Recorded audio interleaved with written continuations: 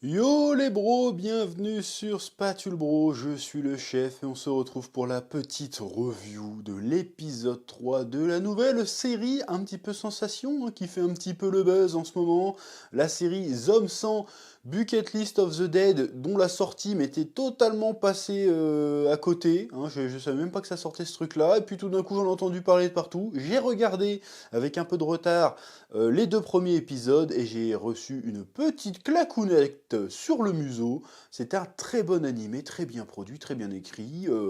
Je me suis assez enjaillé sur ces deux premiers épisodes et vous avez été plutôt nombreux à vouloir que je continue la série. Donc j'ai continué, déjà pour mon plaisir personnel parce que suivre un bon animé ça fait toujours plaisir. Et donc j'en profite pour faire une petite revue de ce troisième épisode qui est un peu dans la lignée des deux premiers. Encore une fois, moi, arrivé à la moitié du premier épisode, je me suis dit, bon, c'est bon, on a tout dit. C'était assez clair sur ce que sur le message, sur la réflexion que veut véhiculer cet animé qui est adapté d'un manga, si je dis pas de bêtises. À moins que ce soit un anime original, il me semble que c'est adapté d'un manga. Hein. À vérifier, ouais, j'ai pas fait mes devoirs, j'ai pas vérifié, c'est de la review, fais pas chier. Bref, oula, pardon. Donc j'ai regardé ce troisième épisode en me disant, tiens, est-ce que ça va partir dans une autre direction?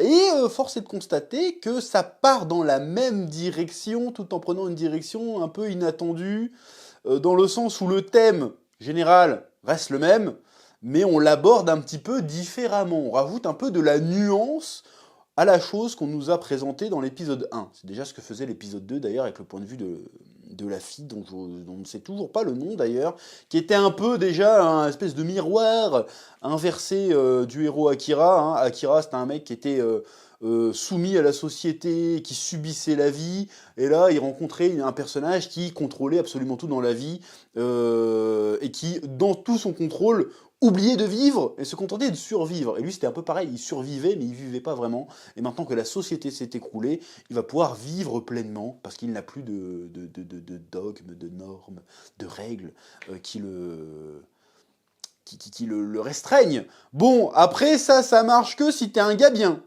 Hein, parce que là, a priori, le Akira, il est de bonne humeur, il est jovial, il a bon cœur.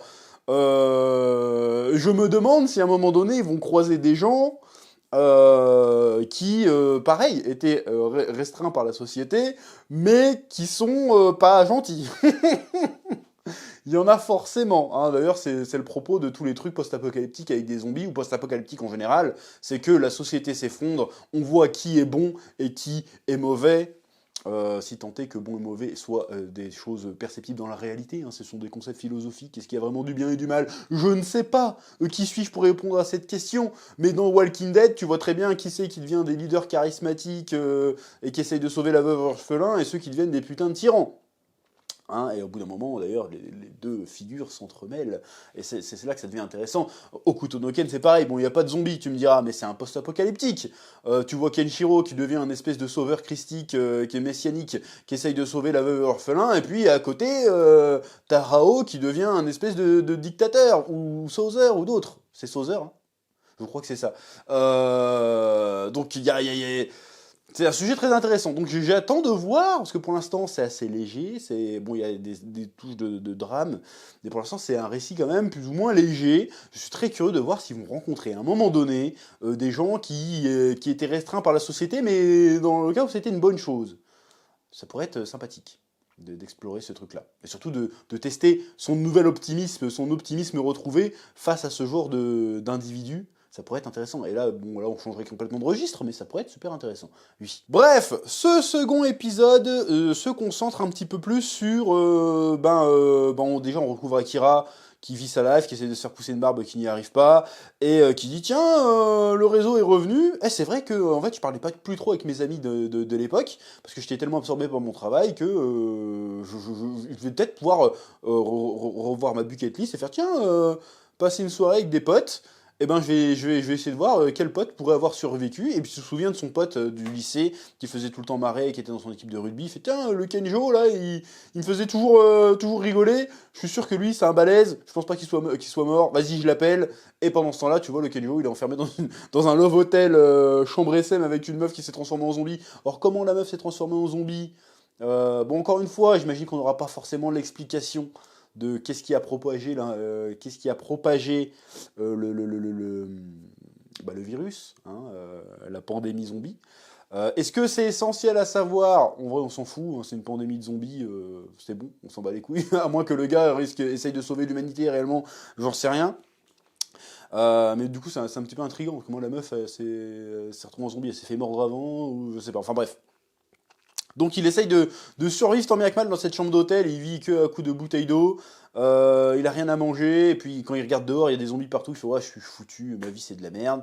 Et Akira, il veut revoir son pote, donc il l'appelle, il fait attends, je vais venir te chercher. Et tout le long du chemin, Akira, il se remémore les moments qu'il a passé avec son pote. Et il dit ouais, la dernière fois qu'on s'est vu, on s'est engueulé parce que le gars il me racontait sa vie de ouf. Genre il était agent immobilier, il sautait des mannequins, il voyageait à travers le monde, il rencontrait des célébrités, et puis moi, qu'est-ce que je faisais? Bah, je faisais l'esclave dans une société de merde, et je voulais pas démissionner, et lui me disait démissionner, et on s'est pris la tête, en gros. Parce que, dit, oh, de toute façon, t'arrêtes pas de te vanter de ta vie, tu te prends pour qui et tout, vas-y, je me casse.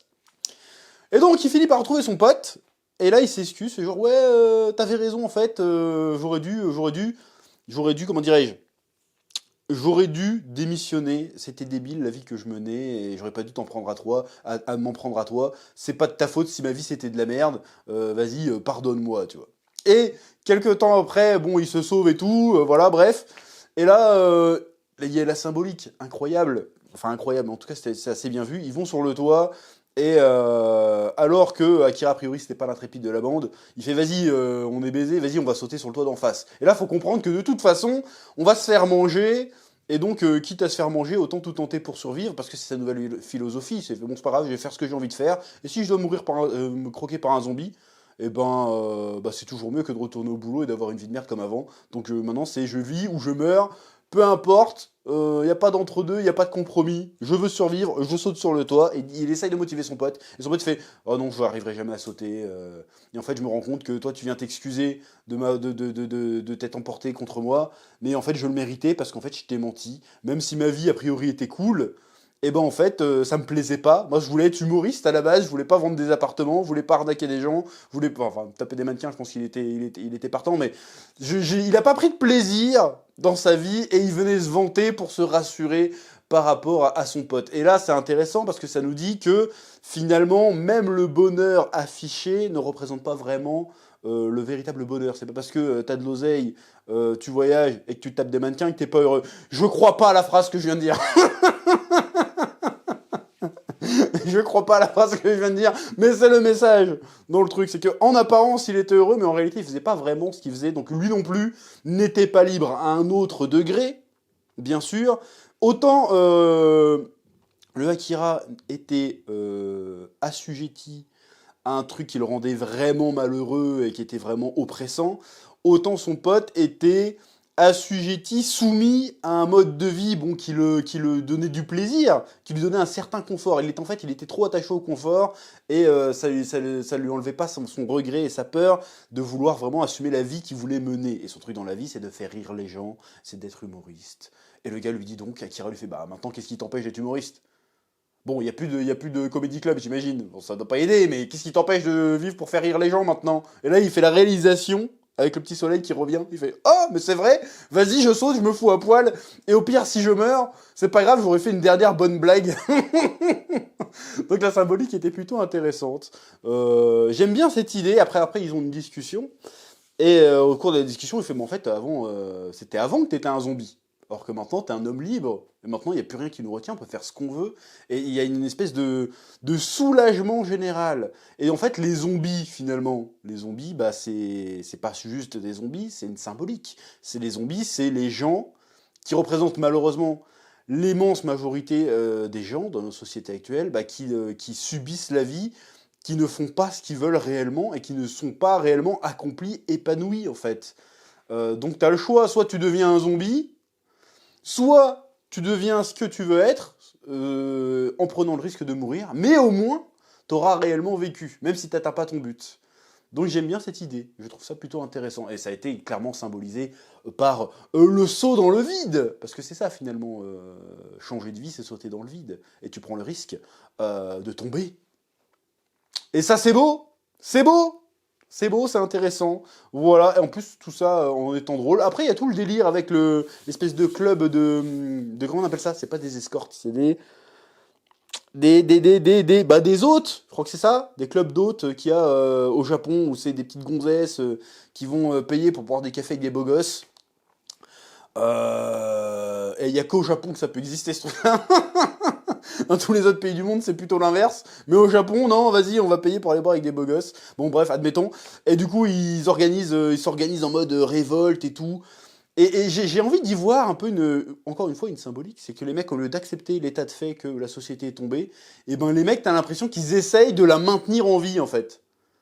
En défendant le truc, en tenant leur rôle, en essayant de s'organiser en petite société, ils essayent de la maintenir en vie. Et finalement, ceux qui s'en sortent le mieux et qui sont plus heureux de cette situation, c'est ceux qui disent la société est morte, tant mieux qu'elle a niqué sa mère, viens, on fait ce qu'on veut maintenant. Tu vois? Je trouve ça intéressant. Est-ce qu'on reverra cette histoire d'idol à côté, enfin des idoles, c'est pas des idoles, mais Dot à côté, est-ce qu'on le reverra lui, j'en sais rien. Mais en tout cas, je trouvais ça plutôt intéressant, ce parallèle. Alors peut-être que c'est juste des petites side stories sur le côté, mais pour montrer que quand même en vrai il se passe des dingueries, et qu'en fait c'est très sérieux, et qu'il y a juste l'autre qui est en train de kiffer sa life à côté, tu vois. Je sais pas, mais je trouve ça intéressant. En tout cas, j'ai très hâte d'en voir plus, parce que cet animé, franchement, déjà me met de bonne humeur, il me fait réfléchir, il me fait rigoler. Donc il n'y a pas de raison de bouder mon plaisir chaque semaine. Bref, c'est à peu près tout ce que j'ai à dire sur l'épisode de la semaine. J'ai franchement kiffé. Je vous laisse le soin de mettre un petit pouce bleu comme d'habitude, un petit commentaire, ne serait-ce que pour le référencement, ça fait plaisir. Et je vous dis à très bientôt sur Spatule Bro pour de nouvelles vidéos. Oui.